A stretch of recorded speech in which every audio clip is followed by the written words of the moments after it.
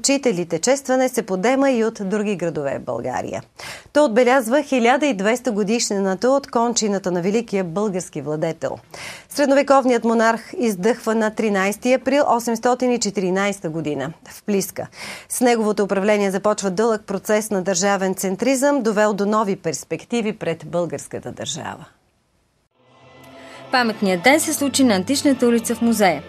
Организиран от община Стара Загора, регионален исторически музей, синдиката на българските учители, 4-то основно училище Кирил Христов, основно училище Свети Кирил и Методий в Кърджали и историческо дружество Българска орда в Стара Загора, той събра както учениците от двете училища, така и родители, учители и граждани.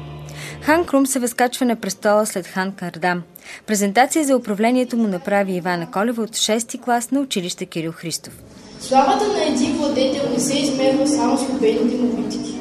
Не по-малко значими са и заслугите му за вътрешното укрепване на държавата. Хан Крум е първият законодател в нашата история.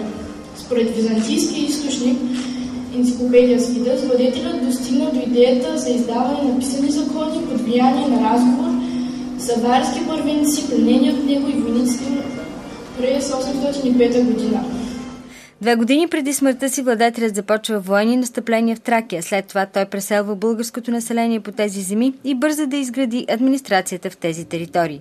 Действително, България тогава, макар да има история само от около 150 години като държавно образование, се утвърждава като тотален хегемон в Югоизточна Европа, равностоен на водещата средиземноморска цивилизация Византия и като държава, която установява териториален контакт, обща граница с хегемонът в Западна Европа, Франкската империя.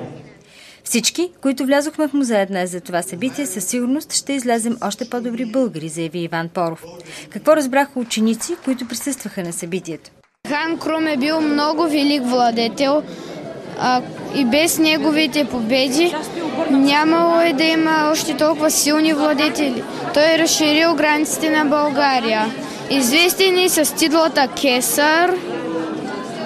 Разширил е границите, записал е първите писани закони.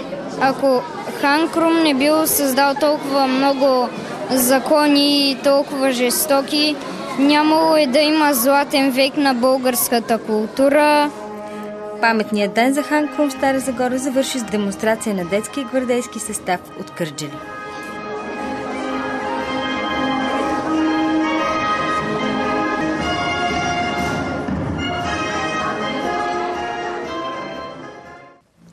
Приключиха консултациите за секционните избирателни комисии в община Гълъбово. Избирателите ще гласуват